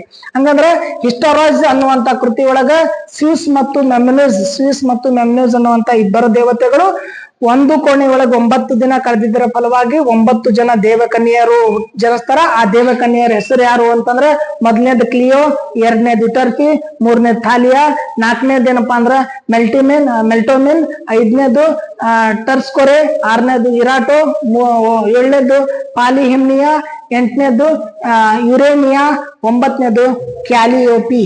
ಈ 9 ಜನ ಇವ್ರ ಹೆಣ್ಮಕ್ಳು. ಈ 9 ಜನ ದೇವಕನ್ಯರು, 9 ಜನ ಕಲಾಭಿಮಾನಿಗಳು, 9 ಜನ ಒಂದೊಂದು ವಿದ್ಯೆಯಲ್ಲಿ ಪರಿಣಿತರಾಗಿರ್ತಕ್ಕಂಥದ್ರು. ಈ 9 ವಿದ್ಯೆಗಳು ಅಂದ್ರೆ ಇತಿಹಾಸ ಹಿಸ್ಟಾರೀಸ್ ಅನ್ನುವಂತ ಕೃತಿ ಒಳಗೆ ಏನೈತಿ ಅಂತಂದ್ರೆ ಹಿಸ್ಟಾರೀಸ್ ಅನ್ನುವಂತ ಕೃತಿ ಒಳಗೆ ಇತಿಹಾಸ ಐತಿ. ಹಿಸ್ಟಾರೀಸ್ ಅನ್ನುವಂತ ಕೃತಿ ಒಳಗ ವೇಣುಗಾನ ಐತಿ, ಭಾವಗೀತೆ ಐತಿ, ಹರ್ಷ ನಾಟಕ ಐತಿ, ರುದ್ರ ನಾಟಕ ಐತಿ, ಭಾವಗೀತೆಗಳದಾವ, ನರ್ತನ ಐತಿ, ಪ್ರೇಮ ಕಾವ್ಯ ಐತಿ, ಅಣುಕು ಕಲೆ ಐತಿ, ಜ್ಯೋತಿಷ್ಯ ಐತಿ, ಮಹಾಕಾವ್ಯ ಐತಿ ಮತ್ತು ವಾಗ್ಮಿತೆ ಐತಿ. ಅಂದ್ರೆ ಹಿಸ್ಟ್ರೀಸ್ ಕೃತಿ ಒಳಗೆ ಏನೆಲ್ಲಾ ಐತಿ ಅಂತ ಅನ್ನೋದನ್ನ ನಾವು ತಿಳ್ಕೊಳ್ಬೇಕು. ಹಿಸ್ಟ್ರೀಸ್ ಅನ್ನುವಂತ ಕೃತಿ ಒಳಗೆ ಎಲ್ಲಾ ಅಂಶಗಳದಾವ. ಅಲ್ಲಿ ಒಬ್ಬರ ಬಗ್ಗೆ ಹೇಗೆ ರುದ್ರ ನಾಟಕ ಮಾಡಬಹುದು, ಒಬ್ಬರನ್ನ ಹೇಗೆ ಹೇಳ್ಬಹುದು ಅಂತ ನಾವು ನಾಟಕ ನೋಡ್ಕೊಂತೀವಿ. ರುದ್ರ ನಾಟಕ, ದೊಡ್ಡಾಟ, ಸಣ್ಣಾಟ ಇವೆಲ್ಲ ನೋಡ್ಕೊಂತೀವಲ್ಲ, ಪಾರ್ಜಾತ ಅವೆಲ್ಲ ರುದ್ರ ನಾಟಕ ರೂಪದೊಳಗೆ ಬರ್ತಾವ. ಇತಿಹಾಸ ನಿಮ್ಗೆಲ್ಲ ಗೊತ್ತಿರೋದು. ವೇಣುಗಾನ ಮತ್ತು ಭಾವಗೀತೆ ನಿಮ್ಗ. ಹರ್ಷ ನಾಟಕ ಅಂತಂದ್ರೆ ನಗಿಸುವಂತಹ ನಾಟಕಗಳು ಬರ್ತಾವಲ್ಲ ಅವೆಲ್ಲ ಹರ್ಷ ನಾಟಕ. ಭಾವಗೀತೆ ಮತ್ತು ನರ್ತನ, ನೃತ್ಯ ಮತ್ತು ಭಾವ್ಯ ಅಂತ ಅನ್ನೋದು ನಿಮಗೆ ಕಾಮನ್ ಆಗಿ ಗೊತ್ತಿದೆ. ಪ್ರೇಮ ಕಾವ್ಯ ಅಂತಂದ್ರೆ ಬಹುತೇಕ ಎಲ್ಲಾ ಜ್ಞಾನಪೀಠ ಪ್ರಶಸ್ತಿ ಪಡೆದವರು ಬಹುತೇಕ ಜನ ಪ್ರೇಮ ಕಾವ್ಯದಿಂದಲೇ ತಮ್ಮ ಸಾಹಿತ್ಯವನ್ನ ಪ್ರಾರಂಭ ಮಾಡ್ತಾರೆ. ಅಣುಕು ಕಲೆ ಒಬ್ಬರಿಂದ ಒಬ್ಬರಿಗೆ ಅಣಗಿಸುದು. ಅಭಿನಯ ಮಾಡ್ತಾರಲ್ಲ, ಅವ್ರು ಹಿಂಗ್ ನಡೀತಾರ, ಅವ್ರು ಹಂಗ್ ಮಾತಾಡ್ತಾರ, ಹಿಂಗ್ ಅಭಿನಯ ಮಾಡ್ತಾರಲ್ಲ, ಅದು ಅಣುಕು ಕಲೆ. ಅದನ್ನೂ ಐತೆ ಅದ್ರೊಳಗೆ. ಜ್ಯೋತಿಷ್ಯ ಬಹಳ ಇಂಪಾರ್ಟೆಂಟ್ ಆಗಿರ್ತಕ್ಕಂಥದ್ದು. ಇರೇನಿಯನ್ ಜ್ಯೋತಿಷ್ಶಾಸ್ತ್ರನು ಇತಿಹಾಸದೊಳಗೆ ಐತೆ. ಅದ್ರ ಜೊತೆ ಏನಪ್ಪಾ ಅಂದ್ರೆ ವಾಗ್ಮಿತೆ, ಮಾತಾಡುವುದು ಮತ್ತು ಮಹಾಕಾವ್ಯಗಳ ಬಗ್ಗೆನು ಹಿಸ್ಟಾರೀಸ್ ಅನ್ನುವಂತ ಕೃತಿ ಒಳಗ ಉಲ್ಲೇಖ ಇರೋದನ್ನ ನಾವು ಕಾಣ್ತೀವಿ. ಇದು 9 ಏನಪ್ಪಾ ಅಂತಂದ್ರೆ ಭಾಗಗಳು ಅಂತೇಳಿ ಹಿಸ್ಟಾರೀಸ್ ಒಳಗೆ ನಾವು ನೋಡ್ಕೊಂತೀವಿ. 9 ಭಾಗಗಳು. ಈ 9 ಭಾಗಗಳನ್ನೇ 3 ಪರ್ವಗಳನ್ನಾಗಿ ವಿಭಾಗ ಮಾಡ್ಯಾರ. ಹಿಸ್ಟಾರೀಸ್ ಅನ್ನುವಂತ ಕೃತಿಗಳನ್ನ 9 ಭಾಗಗಳೇನದಾವಲ್ಲ ಈ 9 ಭಾಗಗಳನ್ನ 3 ಪರ್ವಗಳಾಗಿ ವಿಭಾಗ ಮಾಡ್ಯಾರ. ಈ 3 ಪರ್ವಗಳನ್ನ ನೀವು ನೋಡಿದ್ರೆ ಮೂರು ಪರ್ವ. ಮೊದಲನೇ ಪರ್ವ ಏನೈತಲ್ಲ ಅದು ಮೊದಲನೇ ಪರ್ವ ಏನಿದೆಯಲ್ಲ ಆ ಮೊದಲನೇ ಪರ್ವ ಇರೋದು ಮೊದಲನೇ ಪರ್ವ ಇರೋದೇನಪ್ಪಾ ಅಂತಂದ್ರ ಸೈರಸ್ ನಿಂದ ಪ್ರಾರಂಭ ಆಗ್ತದೆ. ಸೈರಸ್ ಮತ್ತು ಕಾಂಡೆಸಿಸ್ ನ ಆಳ್ವಿಕೆ ಹಿಡ್ಕೊಂಡು ಡೇರಿಯಸ್ ಸಿಂಹಾಸನಕ್ಕೆ ಬರೋ ತನಕ ಮೊದಲನೇ ಪರ್ವ ಅಂತೈತಿ. ಎರಡನೇ ಪರ್ವ ಏನೈತಿ ಕೇವಲ ಡೇರಿಯಸ್ನಿಗೆ ಸಂಬಂಧಪಟ್ಟಿರ್ತಕ್ಕಂಥದ್ದು ಎರಡನೇ ಪರ್ವ ಐತಿ. ಮೂರನೇ ಪರ್ವ ಏನೈತಲ್ಲ ಅದು ಕರಸ್ಕಸ್ ಅನ್ನ ಆಳ್ವಿಕೆ ಸಂಬಂಧಪಟ್ಟಿರ್ತಕ್ಕಂಥದ್ದು ಮೂರನೇ ಪರ್ವ ಐತಿ. ಅಂದ್ರೆ ಈ 9 ಭಾಗಗಳನ್ನ 3 ಪರ್ವಗಳಾಗಿ ವಿಭಾಗ ಮಾಡಿರ್ತಕ್ಕಂಥದ್ದನ್ನ ನಾವು ನೋಡ್ತೀವಿ. ಆ 3 ಪರ್ವಗಳಲ್ಲಿ ಏನೇನ್ ಅದಾವ ಅನ್ನೋದು ಮೊದಲನೇ ಪರ್ವದಾಗ ಏನೈತಿ, ಎರಡನೇ ಪರ್ವದಾಗ ಏನೈತಿ ಅಂದ್ರೆ ಮೊದಲನೇ ಪರ್ವದೊಳಗ ಕರಸ್ಕಸ್ನ ಆಳ್ವಿಕೆದಿಂದ ಪ್ರಾರಂಭ ಆಗ್ತೈತಿ, ಸೈರಸ್ನ ಆಳ್ವಿಕೆದಿಂದ ಪ್ರಾರಂಭ ಆಗ್ತೈತಿ. ಸೈರಸ್ನ ಆಳ್ವಿಕೆ ಬಗ್ಗೆ ಐತಿ, ಕಾಂದೇಸಸ್ನ ಆಳ್ವಿಕೆ ಬಗ್ಗೆ ಐತಿ. ಆಮೇಲೆ ಅಷ್ಟೆಲ್ಲ ಏನಪ್ಪಾ ಅಂದ್ರೆ ಮೊದಲನೇ ಪರ್ವದಾಗ. ಡೇರಿಯಸ್ ಆಳ್ವಿಕೆಗೆ ಬಂದ್ಮೇಲೆ ಏನೇನ್ ಮಾಡಿದ ಅನ್ನೋದೆಲ್ಲವೂ ಎರಡನೇ ಪರ್ವದಾಗ ಐತಿ. ಕರಸ್ಕಸ್ನ ಆಳ್ವಿಕೆ ಏನೇನ್ ಮಾಡಿದ ಅನ್ನೋದು ಮೂರನೇ ಪರ್ವದಾಗೈತಿ. ಅದು ಏನ್ ಅನ್ನೋದನ್ನ ನಾವೇನಪ್ಪಾ ಅಂತಂದ್ರ ನೋಡ್ಬೇಕು ಅಂತಂದ್ರ ಬಹುತೇಕವಾಗಿ ಈ 3 ಪರ್ವಗಳಲ್ಲಿ ಮತ್ತು ಈ 9 ಭಾಗಗಳಿಂದವಲ್ಲ ಇವುಗಳಲ್ಲಿ ಇತಿಹಾಸದೊಳಗ ರಾಜಕೀಯ ವಿಷಯಗಳು, ಸಾಮಾಜಿಕ ವಿಷಯಗಳು, ಸಾಂಸ್ಕೃತಿಕ ವಿಷಯಗಳು, ನಾಟಕಗಳು, ಅಭಿನಯಗಳು, ನೃತ್ಯಗಳು, ಸಾಹಿತ್ಯ, ಸಂಗೀತ ಇವೆಲ್ಲವುಗಳ ಬಗ್ಗೆ ಸಮಗ್ರವಾದ ಮಾಹಿತಿಯನ್ನ ಏನಪ್ಪಾ ಅಂದ್ರ ಹೆರೋಡೋಟಸ್ ಏನಪ್ಪಾ ಅಂದ್ರ ಕೊಡ್ತಾನ. ಇಲ್ಲಿ ಹೆರೋಡೋಟಸ್ನ ಬರವಣಿಗೆಯ ಲಕ್ಷಣಗಳು ಅಂತ ಕೇಳಬಹುದು. ಹೆರೋಡೋಟಸ್ನ ಬರವಣಿಗೆಯ ಲಕ್ಷಣಗಳು ಅಂತ ಕೇಳಬಹುದು. ಹೆರೋಡೋಟಸ್ನ ಬರವಣಿಗೆಯ ದೋಷಗಳು ಅಂತಲೂ ಕೇಳಬಹುದು. ಪ್ರಶ್ನೆ ಕೇಳಿದ್ರೆ ಹೆರೋಡೋಟಸ್ನ ಬರವಣಿಗೆಯ ಲಕ್ಷಣಗಳು, ದೋಷಗಳು ಅಂತ ಕೇಳಿದಾಗ ಹೆರೋಡೋಟಸ್ ತನ್ನ ಬರವಣಿಗೆಯೊಳಗ ಮುಖ್ಯವಾಗಿ ಮೊದಲ ಲಕ್ಷಣಗಳು ಏನದಾವ ಅಂತಂದ್ರೆ ಹೆರೋಡೋಟಸ್ ತನ್ನ ಬರವಣಿಗೆಯೊಳಗ ರಾಜಕೀಯ ವಿಷಯಗಳಿಗೆ ಮಾತ್ರ ಸೀಮಿತಗೊಳಿಸ್ಲಿಲ್ಲ.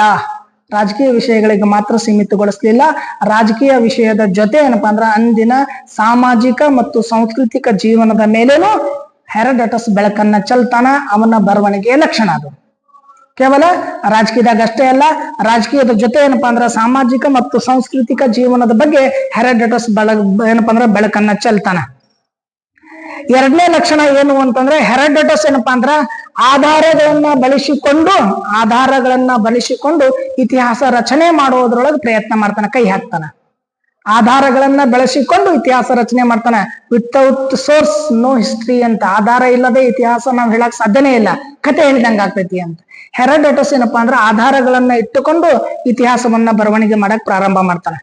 ತಾನು ಕಂಡಿರ್ತಕ್ಕಂಥ ವಾಸ್ತವಾಂಶದಲ್ಲಿ ಸತ್ಯವನ್ನ ಹುಡುಕುವಂತ ಪ್ರಯತ್ನ ಆತ ಮಾಡ್ತಾನ ಅಂತ. ತಾನು ಕಂಡಿರ್ತಕ್ಕಂಥ ವಾಸ್ತವಾಂಶದೊಳಗೆ ಸತ್ಯವನ್ನ ಹುಡುಕುವಂತ ಪ್ರಯತ್ನವನ್ನ ಆತ ಮಾಡ್ತಾನ. ವಿಷಯವನ್ನ ಸಂಗ್ರಹಿಸಿಕೊಂಡು ಮತ್ತು ಅದನ್ನ ವಿಮರ್ಶೆ ಮಾಡುವಂತ ಬರವಣಿಗೆಗಳು ಹೆರೋಡೋಟಸ್ನ ಲಕ್ಷಣಗಳು ಅಂತ ಕಾಣ್ಕೊಂತೀವಿ. ಇನ್ನ ಮೂರನೇದ್ದು ಅಂತಂದ್ರೆ ಹೆರೋಡೋಟಸ್ ಒಂದು ದೇಶದ ಇತಿಹಾಸವನ್ನ ತೌಲನಿಕವಾಗಿ ಗುರುತಿಸುವ ಸಂಪ್ರದಾಯವನ್ನ ಪ್ರಾರಂಭ ಮಾಡ್ತಾನ. ಒಂದು ದೇಶದ ಇತಿಹಾಸ ಏನೈತಲ್ಲ ಅದನ್ನ ತೌಲನಿಕವಾಗಿ ಗುರುತಿಸುವ ಸಂಪ್ರದಾಯವನ್ನ ಹೆರೋಡೋಟಸ್ ಪ್ರಾರಂಭ ಮಾಡ್ತಾನ. ನಾಲ್ಕನೆಯ ಅವನ ಬರವಣಿಗೆ ಲಕ್ಷಣ ಏನು ಅಂದ್ರ ದಂತಕಥೆಗಳು, ಐತಿಹ್ಯಗಳು,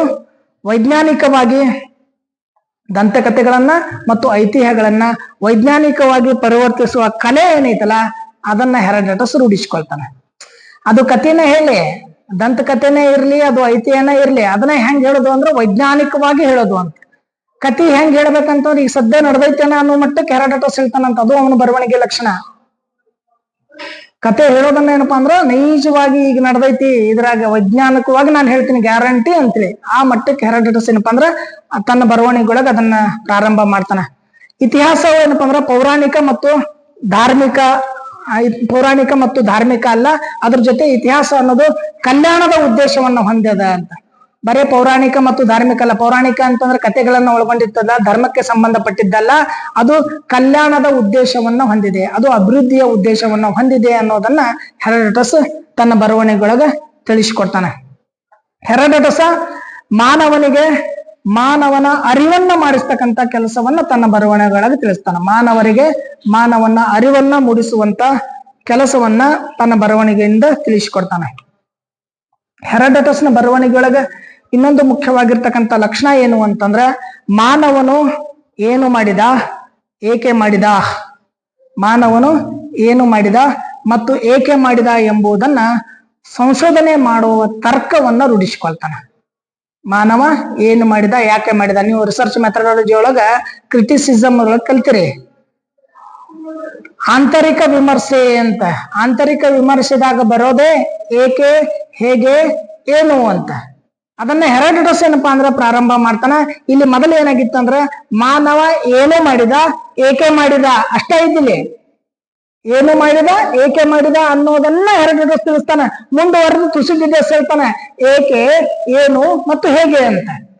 ಆಂತರಿಕ ವಿಮರ್ಶೆ ಮಾಡುವಾಗ ಏಕೆ, ಹೇಗೆ, ಏನು ಅಂತ ನೋಡ್ಕೊಂತೀವಲ್ಲ. ಹೆರಾಡೋಟಸ್ ತಿಳಿಸಿದ್ದೇನು ಅಂತಂದ್ರ ಮಾನವ ಏನ್ ಮಾಡಿದ, ಏಕೆ ಮಾಡಿದ, ಯಾಕೆ ಮಾಡಿದ ಮತ್ತೆ ಏನ್ ಮಾಡಿದ ಅಂತ. ಹೆಂಗ್ ಮಾಡಿದ ಅನ್ನೋದು ತುಸಿಡಿಡಸ್ ಹೇಳ್ತಾನೆ ವೈಜ್ಞಾನಿಕವಾಗಿ. ಅಂದ್ರೆ ಹೆರಾಡೋಟಸ್ ಬರವಣಿಗೆಯೊಳಗೆ ಲಕ್ಷಣ ಕಾಣೋದೇನಪ್ಪಾ ಅಂದ್ರೆ ಏಕೆ ಮತ್ತು ಏನು, ಮನುಷ್ಯ ಏನ್ ಮಾಡಿದ, ಏಕೆ ಮಾಡೋದನ್ನ ತಿಳಿಸ್ತಾನ ಅಂತ. ಇದ್ರ ಜೊತೆ ಹೆರಾಡೋಟಸ್ನ ಬರವಣಿಗೆಯ ಲಕ್ಷಣ ಏನು ಅಂತಂದ್ರೆ ಮಾನವನ ಇತಿಹಾಸ ಏನಪ್ಪಾ ಅಂತಂದ್ರೆ ದೇವತೆಗಳ ಚರಿತ್ರೆಯನ್ನ ತಿಳಿಸುವಂತದ್ದು. ದೇವತೆಗಳ ಚರಿತ್ರೆ ತಿಳಿಸೋ ಸಲುವಾಗಿ ಮಾನವನ ಇತಿಹಾಸ ಐತಿ ಅನ್ನೋದನ್ನ ಹೇಳ್ತಾನ. ಹೆರಾಡೋಟಸ್ನ ಬರವಣಿಗೆಗಳಿಗೆ ಮುಖ್ಯವಾದ ಇನ್ನೊಂದು ಲಕ್ಷಣ ಏನು ಅಂತಂದ್ರೆ ಘಟನೆಗಳ ಸಂಭವಿಸಿರ್ತಕ್ಕಂತ ಸ್ಥಳ. ಒಂದ್ ಯಾವ್ದಾದ್ರು ವಿಷಯ ತಿಳ್ಕೊಂತಾನ, ಆ ವಿಷಯ ತಿಳ್ಕೊಂಡು ಆ ಘಟನೆ ನಡೆದ ಸ್ಥಳಕ್ಕೆ ಹೋಗಿ ಭೇಟಿ ಕೊಡ್ತಾನ. ಹೆರಾಡೋಟಸ್ನ ಬರವಣಿಗೆ ಲಕ್ಷಣ ಏನು ಅಂತಂದ್ರೆ ಒಂದು ಘಟನೆ ಅಥವಾ ಒಂದು ಘಟನೆಗೆ ಸಂಬಂಧಪಟ್ಟಿರ್ತಕ್ಕಂಥ ವಿಷಯವನ್ನ ತಿಳ್ಕೊಂಡು ಆ ಘಟನಾ ಸ್ಥಳಕ್ಕೆ ಭೇಟಿ ಕೊಟ್ಟು ಅಲ್ಲಿ ಅಧ್ಯಯನ ಮಾಡಿ ಗ್ರಂಥಗಳನ್ನ ಆಧಾರವಾಗಿಟ್ಟುಕೊಂಡು ಘಟನೆಗಳ ಕುರಿತು ಪರಾಮರ್ಶೆ ಮಾಡಿ ಬರವಣಿಗೆಯನ್ನ ಬರೀತಾನೆ. ಏನ್ ಮಾಡ್ತಾನ, ಒಂದು ಘಟನೆ ಇರ್ತೈತಿ, ಆ ಘಟನೆ ಸಂಭವಿಸಿದ ಮ್ಯಾಗ ಅದಕ್ಕೆ ಪೂರಕವಾದ ವಿಷಯಗಳನ್ನ ಸಂಗ್ರಹಿಸಿಕೊಂಡು ಆ ಘಟನೆ ನಡೆದ ಸ್ಥಳಕ್ಕೆ ಹೋಗಿ ಆ ಘಟನೆ ನಡೆದ ಸ್ಥಳವನ್ನ ಪರಿಶೀಲನೆ ಮಾಡಿ ಅದಕ್ಕೆ ಪೂರಕವಾಗಿರ್ತಕ್ಕಂಥ ದಾಖಲೆಗಳನ್ನ ಇಟ್ಟುಕೊಂಡು ಅದರ ಎಲ್ಲ ಸಂಗ್ರಹ ಮಾಡ್ಕೊಂಡು ತನ್ನದು ಒಂದು ಅಭಿಪ್ರಾಯ ಬರೀತಾನೆ. ಇದು ಹೆರಾಡೋಟಸ್ನ ಬರವಣಿಗೆ ಲಕ್ಷಣ. ಮತ್ತು ತುಸಿಡಿಡಸ್ ಹಂಗಲ್ಲ, ಘಟನೆ ಇದ್ದಾಗನ ಅವ ಇರ್ತಾನೆ. ಅದು ಯಾವ್ದೋ ವಿಜಯನಗರ ಸಾಮ್ರಾಜ್ಯ ನಾಶ ಆದ ನಂತರದೊಳಗ ಒಬ್ಬ ಬರ್ತಾನಂತ, ದ ಫಾರ್ಗೆಟನ್ ಎಂಪೈರ್ ಅಂತ ಕೃತಿ ಬರಿತಾನಂತಲ್ಲವ. ಯಾರು ದ ಫಾರ್ಗೆಟನ್ ಎಂಪೈರ್ ಕೃತಿ ಬರ್ದಾರ? ರಾಬರ್ಟ್ ಸಿವೆಲ್ ಅನ್ನುವಂತ ಒಂದು ಫಾರ್ಗೆಟನ್ ಎಂಪೈರ್. ಅವ ವಿಜಯನಗರ ಸಾಮ್ರಾಜ್ಯ ನಾಶ ಆದ್ಮ್ಯಾಗ ಬರ್ತಾನ. ಫಾರ್ಗೆಟನ್ ಎಂಪೈರ್ ಅನ್ನುವಂತ ಕೃತಿ ಬರೀತಾನೆ. ಒಂದು ಸಂದರ್ಭದಲ್ಲಿ ವೈಭವಿತವಾಗಿ ಮೆರೆದ ಆ ಹಂಪೆ ನೋಡುತ್ತಿದ್ದಂತೆ ಹಾಳು ಕೊಂಪೆ ಆಯ್ತು ಅಂತ. ನರಿ ನಾಯಿಗಳೆಲ್ಲ ಮಲ್ಕೊಳಕತ್ತಿದ್ವು ಅಂತ, ವಾಸ ಮಾಡ್ಕೊಂಡಾಕತ್ತಿದ್ವು ಅಂತ. ಹಂಗನೆ ಬಿಜಾಪುರ ಚರಿತ್ರೆ ಸಮಗ್ರವಾಗಿ ಬರ್ದವ ಇಬ್ರಾಹಿಂ ಜುಬೇರಿ ಅಂತ. ಇಬ್ರಾಹಿಂ ಜುಬೇರಿ ಬಸತಿನ ಸಲಾತಿನ ಏನ್ ಬರಿತಾನಲ್ಲ ಅವ, ಬಿಜಾಪುರ ರಾಜ್ಯ ನಾಶ ಆದ 100 ವರ್ಷದ ನಂತರ ಬರ್ತಾನವ. 18ನೇ ಶತಮಾನದಾಗ ಬರ್ತಾನ. ಅಂದ್ರೇನು, ಒಂದು ಘಟನೆ ಆ ಘಟನೆಗೆ ಸಂಬಂಧಪಟ್ಟಿರ್ತಕ್ಕಂಥ ವಿಷಯವನ್ನ ಸಂಗ್ರಹಿಸಿಕೊಂಡು ಆ ಘಟನಾ ಸ್ಥಳಕ್ಕೆ ಹೋಗಿ ಎಲ್ಲ ದಾಖಲೆಗಳನ್ನ ತಗೊಂಡು ಅದರ ಕುರಿತು ವಿಮರ್ಶೆ ಮಾಡಿ ಬರೆಯೋದು ಅಂತ ಹೆರಾಡೋಟಸ್ನ ಬರವಣಿಗೆ ಲಕ್ಷಣ ಅಂತ ಕಳ್ಕೊಂತೀವಿ. ಅವನ ಬರವಣಿಗೆ ಒಳಗ, ಹೆರಾಡೋಟಸ್ನ ಬರವಣಿಗೆ ಒಳಗ ಏಕತೆ ಐತಿ, ಸಮಂಜಸತೆ ಐತಿ ಮತ್ತು ಅವಿಚ್ಛಿನ್ನತೆಯ ಭಾವ ಐತಿ. ಹೆರಾಡೋಟಸ್ನ ಬರವಣಿಗೆ ಏಕತೆ ಐತಿ, ಸಮಂಜಸತೆ ಐತಿ ಮತ್ತು ಅವಿಚ್ಛಿನ್ನತೆ ಅವನಲ್ಲಿ ಏನಪ್ಪಾ ಅಂದ್ರೆ ಎದ್ದು ಕಾಣತೈತಿ ಅಂತ. ಅವ ಒಂದಕ್ಕೊಂದು ಸಂಬಂಧವನ್ನ ನೀಡುವಂತ ನಿರೂಪಣಾ ಶೈಲಿ ಅವನ ಬರವಣಿಗೆ ಐತಿ. ಒಂದಕ್ಕೊಂದು ಸಂಬಂಧವನ್ನ ಕಲ್ಪಿಸುವ ನಿರೂಪಣಾ ಶೈಲಿ ಅಂದ್ರೆ ಒಂದಕ್ಕೊಂದು ಸಂಬಂಧಗಳನ್ನ ಕಲ್ಪಿಸುವುದು. ಈ ಘಟನೆಗೆ ಮತ್ತು ಆ ಘಟನೆಗೆ ಒಂದಕ್ಕೊಂದು ಸಂಬಂಧ ಕಲ್ಪಿಸುವಂತ ನಿರೂಪಣಾ ಶೈಲಿ ಅವನ ಬರವಣಿಗೆಯೊಳಗ ಕಾಣ್ತೀವಿ ಅಂತ. ಹೆರಾಡೋಟಸ್ನ ಬರವಣಿಗೆಯೊಳಗ ಕಲಾತ್ಮಕ ಮತ್ತು ಸರಳವಾಗಿರ್ತಕ್ಕಂಥ ವಿಷಯ ನಿರೂಪಣಾ ಶೈಲಿ ಐತಿ. ಕಲಾತ್ಮಕ ಮತ್ತು ಸರಳವಾಗಿರ್ತಕ್ಕಂಥ ವಿಷಯ ನಿರೂಪಣಾ ಶೈಲಿ ಐತಿ. ಕವಿಯ ಹಾಗೆ ಕಲ್ಪನಾ ಶಕ್ತಿ ಐತಿ. ಸಹಜತೆ ಐತಿ. ಸೂಕ್ಷ್ಮ ಗ್ರಹಣ ಶಕ್ತಿ ಐತಿ. ಸೂಕ್ಷ್ಮ ಏನಪ್ಪಾ ಅಂದ್ರೆ ಸೂಕ್ಷ್ಮ ಗ್ರಹಣ ಶಕ್ತಿ ಅವನ ಬರವಣಿಗೆ ಒಳಗ ನಾವೇನಪ್ಪಾ ಅಂದ್ರ ಕಾಣ್ತೀವಿ. ಹೆರಾಡೋಟಸ್ನೊಳಗ ಅನ್ವೇಷಣಾ ಗುಣ ಅದಾವ. ಹೆರಾಡೋಟಸ್ನೊಳಗ ಅನ್ವೇಷಣಾ ಗುಣ ಐತಿ. ತೀಕ್ಷ್ಣವಾದ ಬುದ್ಧಿ ಐತಿ. ಸರಿಯಾಗಿ ಅರ್ಥ ಮಾಡಿಕೊಳ್ಳುವ ಚಾಕಚಕ್ಯತೆ ಹೆರಾಡೋಟಸ್ನ ಬರವಣಿಗೆಯೊಳಗ ಐತಿ ಅಂತ. ಹೆರಾಡೋಟಸ್ನ ಬರವಣಿಗೆಗಳು ಕಥನ ಶೈಲಿಯೊಳಗದಾವ. ಕಥೆಯ ರೂಪದೊಳಗನ ಆರಂಭ ಆಗ್ತಾವ, ಅಂತ್ಯದೊಳಗನು ಕಥೆಯ ರೂಪದೊಳಗನ ಮುಗಿದು ಬಿಡ್ತಾವ. ಅಂದ್ರೆ ಓದಿಸಿಕೊಂಡು ಹೋಗುವ ಬರವಣಿಗೆಗಳು ಹೆರಾಡೋಟಸ್ನಲ್ಲಿ ಏನಪ್ಪಾ ಅಂದ್ರೆ ನಾವು ಕಾಣ್ತೀವಿ. ಹೆರೋಡೋಟಸ್ನ ಬರವಣಿಗೆಯ ಲಕ್ಷಣ ಏನು ಅಂತಂದ್ರ ವಾಸ್ತವಾಂಶಗಳನ್ನ ಸಮರ್ಪಕವಾಗಿ ಸಂಯೋಜಿಸೋದು. ವಾಸ್ತವಾಂಶಗಳನ್ನ ಸಮರ್ಪಕವಾಗಿ ಸಂಯೋಜಿಸುವ ಗುಣ ಅವನ ಬರವಣಿಗೆಯೊಳಗೆ ಕಾಣ್ತೀವಿ. ಹೆರೋಡೋಟಸ್ ತನ್ನ ಬರವಣಿಗೆಯೊಳಗೆ ಬರೆದಿರ್ತಕ್ಕಂಥ ಬರಹಗಳು ಸ್ಪಷ್ಟವಾಗಿ ಕಥೆಯನ್ನ ಹೆಣೆಯುವ ಚಾತುರ್ಯ ಏನೈತಲ್ಲ ಅದು ಹೆರೋಡೋಟಸ್ ನಲ್ಲಿ ಐತಿ ಅನ್ನೋದನ್ನ ಎತ್ತಿ ತೋರಿಸ್ತೈತಿ. ಹೆರೋಡೋಟಸ್ನೊಳಗ ಕಥೆಯನ್ನ ಹೆಣೆಯುವ ಚಾಣಾಕ್ಷತನ ಚಾತುರ್ಯ ಅವನಲ್ಲಿ ಐತಿ ಅನ್ನೋದು ಹೆರೋಡೋಟಸ್ನ ಬರವಣಿಗೆಯೊಳಗೆ ತಿಳಿದು ಬರ್ತೈತಿ. ಇದೆಲ್ಲ ಹೆರೋಡೋಟಸ್ನ ಬರವಣಿಗೆಯ ಲಕ್ಷಣಗಳು ಅಂತ ಕರಿತೀವಿ. ಇನ್ ಕೇಸ್ ಕೇಳಿದ್ರೆ ಹೆರೋಡೋಟಸ್ನ ಗ್ರೀಕ್ ಇತಿಹಾಸ ಲೇಖನ ಕಲೆಯ ಲಕ್ಷಣ ಕೇಳಿ ಅಥವಾ ಹೆರೋಡೋಟಸ್ನ ಬರಹ ಮತ್ತು ಲಕ್ಷಣ ಕೇಳಿದ್ರೆ ಅಂತಂದ್ರೆ ಲಕ್ಷಣಗಳ ಜೊತೆ ನಮಗೆ ದೋಷಗಳನ್ನು ಸ್ವಾಭಾವಿಕವಾಗಿ ಕೇಳಬೇಕಾಗ್ತದೆ. ದೋಷಗಳೇನದವಲ್ಲ ದೋಷಗಳನ್ನು ಬರಿಬೇಕಾಗ್ತತಿ. ಹೆರೋಡೋಟಸ್ನ ಬರವಣಿಗೆ ಹೆರೋಡೋಟಸ್ನ ಇತಿಹಾಸದ ಪಿತಾಮಹ ಅಂತ ನಾವು ಕರೆದ್ರು ಅವನ ಬರವಣಿಗೆಗಳು ಏನು ದೋಷದಿಂದ ಮುಕ್ತ ಆಗಿಲ್ಲ, ಸಾಕಷ್ಟು ದೋಷಗಳನ್ನ ಒಳಗೊಂಡಿರ್ತಕ್ಕಂಥದ್ದು ನೋಡ್ತೀವಿ. ಸ್ವತಃ ಹೆರೋಡೋಟಸ್ ಏನ್ ಬರ್ದಿರ್ತಕ್ಕಂಥ ಬರಹಗಳದಾವಲ್ಲ ಅವು ಅವನೇ ಹೇಳ್ಕೊಂತಾನ. ಅವನ ಬರಹದ ಲಕ್ಷಣಗಳಲ್ಲಿ ಕಾಣ್ತೀವಿ.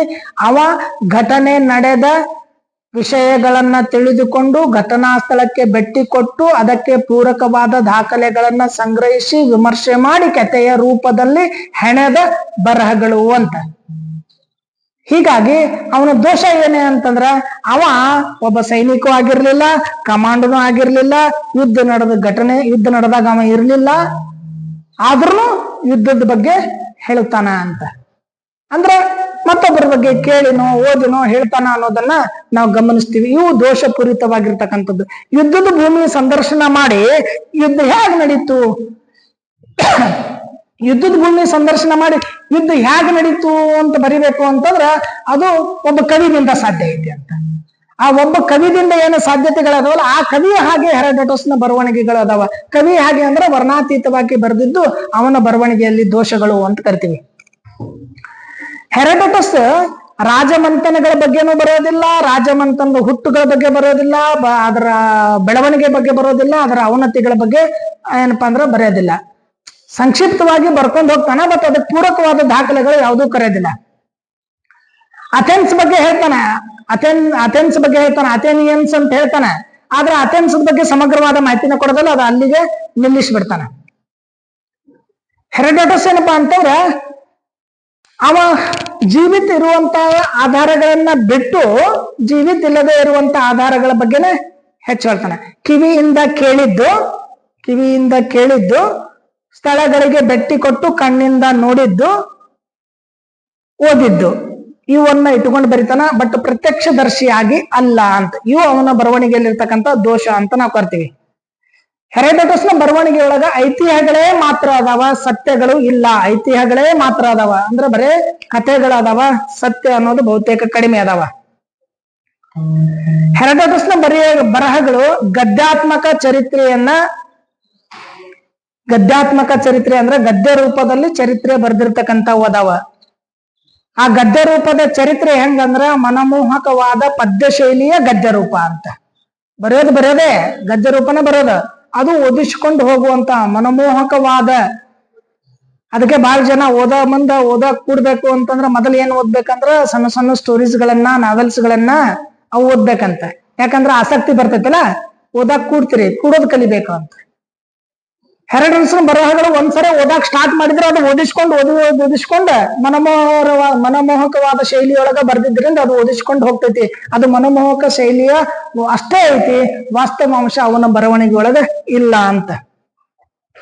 ಹೆರೋಡೋಟಸ್ನ ಬರವಣಿಗೆಗಳು ಏನಪ್ಪಾ ಅದಾವು ವಿಮರ್ಶಾತ್ಮಕವಾಗಿ ಅಧ್ಯಯನ ಮಾಡಿದ್ದು ಅಲ್ಲ ಅಂತ ಅವನ ಬರವಣಿಗೆಯಲ್ಲಿ ದೋಷಗಳು ಕಾಣ್ತಾವ. ಅವ ಕೇವಲ ಏನಪ್ಪಾ ಅಂತಂದ್ರೆ ವಿಮರ್ಶೆಯನ್ನ ಬಿಟ್ಟು ಹೇಳಿದ್ದನ್ನ, ಕೇಳಿದ್ದನ್ನ, ನೋಡಿದ್ದನ್ನ ಬರದ, ವಿಮರ್ಶೆ ಮಾಡ್ಲಿಲ್ಲ. ವಿಮರ್ಶಾ ಗುಣಗಳು ಇಲ್ಲದೆ ಇರುವುದು ಅವನ ಬರವಣಿಗೆಯ ದೋಷಗಳು ಅಂತ ಕರಿತೀವಿ. ಇನ್ನೊಂದು ದೊಡ್ಡದು ಅಂತಂದ್ರೆ ಹೆರೋಡೋಟಸ್ ಆರಂಭದೊಳಗ ಅಯೋನಿಯಾ ಅನ್ನುವಂತ ಒಂದು ಭಾಷೆ ಕಲ್ಕಂತಾನಲ್ಲ, ಅದನ್ನ ಬಿಟ್ರ ಉಳಿದ ಬಹುತೇಕ ಭಾಷೆಗಳು ಹೆರೋಡೋಟಸ್ ಬರ್ತಿರ್ಲಿಲ್ಲ. ಇಷ್ಟೆಲ್ಲಾ ದೇಶಗಳು ಸುತ್ತಾಡಿದ ಹೆರೋಡೋಟಸ್ನಿಗೆ ಆಯಾ ದೇಶದಲ್ಲಿಯ ಭಾಷೆಗಳು ಬರದೇ ಇರೋದು ಅವನ ಬರವಣಿಗೆಯ ದೋಷ ಅಂತ ಕಾಣ್ತೀವಿ. ಭಾಷೆ ಬಲ್ಲದವ ಮತ್ತೊಂದು ರಾಷ್ಟ್ರದ ಮತ್ತೊಂದು ಭಾಷೆಯ ಮಾಹಿತಿಯನ್ನ ಸಮರ್ಪಕವಾಗಿ ಹಾಗೆ ಬರೆಯಕ್ ಸಾಧ್ಯ ಐತಿ. ಅದಕ್ಕ ಅವನಿಗೆ ಭಾಷಾ ಜ್ಞಾನದ ಕೊರತೆ ಇತ್ತು, ಭಾಷೆಗಳ ಬಗ್ಗೆ ಜ್ಞಾನ ಇರಲಿಲ್ಲ, ಬಹುತೇಕ ಭಾಷೆಗಳು ಅವನಲ್ಲಿ ಬರ್ತಿರ್ಲಿಲ್ಲ. ಹೀಗಾಗಿ ಅವನು ಯಾರಾದ್ರೂ ಹೇಳಿದ್ದನ್ನ ಕೇಳಿದ್ದನ್ನ ಅದನ್ನೇ ಏನಪ್ಪಾ ಅಂದ್ರ ಬರ್ದ, ಅವೇನ್ ಟ್ರಾನ್ಸ್ಲೇಟ್ ಮಾಡ್ಲಿಲ್ಲ ಅಂತ ನಾವ್ ಹೇಳ್ಕೊಂತೀವಿ. ಬಸಾತಿನೇ ಸಲಾತಿನ ಬಗ್ಗೆ ನಾನು ಭಾಳ ಹೇಳ್ತಿರ್ತೇನೆ. ಬಸಾತಿನೇ ಸಲಾತಿನ್ ಅನ್ನೋದು ಪರ್ಷಿಯನ್ ಕೃತಿ, ಅದು ಇಬ್ರಾಹಿಂ ಜುಬೇರಿ ಬರೆದಿದ್ದು. ಅದನ್ನ ಗಾಯಕ್ವಾಡ್ ಅಂತ ಒಬ್ರು ಮರಾಠಿಗೆ ಟ್ರಾನ್ಸ್ಲೇಟ್ ಮಾಡ್ತಾರೆ, ಆಮೇಲೆ ಕನ್ನಡ ಟ್ರಾನ್ಸ್ಲೇಟ್ ಆಗ್ತೈತಿ. ಅದಾದ್ಮೇಲೆ ನಮ್ ಬಿಜಾಪುರದ ಕೃಷ್ಣ ಕೊಲ್ಲಾರ್ ಕುಲಕರ್ಣಿ ಅದು ಮತ್ತೆ ಕನ್ನಡ ಟ್ರಾನ್ಸ್ಲೇಟ್ ಮಾಡ್ತಾರೆ. ಅದನ್ನೇ ಪುಸ್ತಕನ್ನ ಮತ್ತೆ BLD ಸಂಸ್ಥೆ ಪಗು ಹಳಕಟ್ಟಿ ರಿಸರ್ಚ್ ಇನ್ಸ್ಟಿಟ್ಯೂಟ್ ಮತ್ತೆ ಅದನ್ನು ಕನ್ನಡ ಟ್ರಾನ್ಸ್ಲೇಟ್ ಮಾಡ್ತಾರೆ. ಈ ಎಲ್ಲಾ ಟ್ರಾನ್ಸ್ಲೇಟ್ ಗಳನ್ನ ಮುಂದಿಟ್ಕೊಂಡು ಹೋದ್ರೆ ಒರಿಜಿನಲ್ ಇರೋದೇ ಒಂದ್ ರೀತಿ ಬೇರೆನೇ ಐತಿ. ಎಲ್ಲಾ ಟ್ರಾನ್ಸ್ಲೇಟ್ ಬೇರೆ ಬೇರೆ ಬೇರೆ ರೂಪನ ಅದಾವ.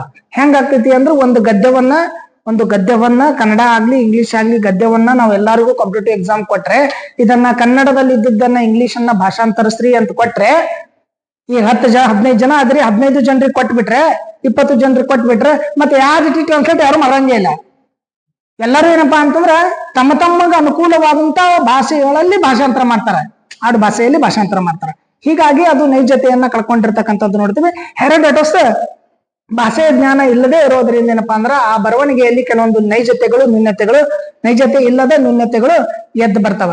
ಹೆರೋಡೋಟಸ್ ಏನಪ್ಪಾ ಅಂದ್ರ ಹಿತಕರವಾದ ಮತ್ತು ಅಹಿತಕರವಾದ ಘಟನೆಗಳಿಗೆ ಹಿತಕರವಾದ ಮತ್ತು ಅಹಿತಕರವಾದ ಘಟನೆಗಳಿಗೆ ಅಥವಾ ಘಟನೆಗಳನ್ನ ಸಂಭವಿಸುವುದಕ್ಕ ಮುಖ್ಯವಾಗಿ ಕಾರಣನೇ ದೈವಿ ಕಾರಣ ಅಂತ ಹೇಳ್ತಾರೆ.